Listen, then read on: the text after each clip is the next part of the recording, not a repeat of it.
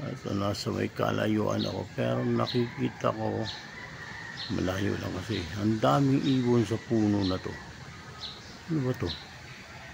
Mayabong lang o may kinakain sila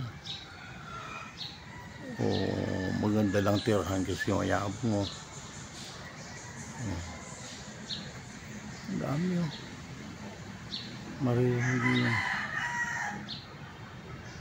May kilyawan pa akong narinig. Malayo lang kasi kaya yung sounds hindi mo na marinig sa cellphone. Ito yung pig tree. Ito pig tree to. Ito yung namunga ng masarap kainin. May panakanakang ibon pero mas marami doon sa kabila.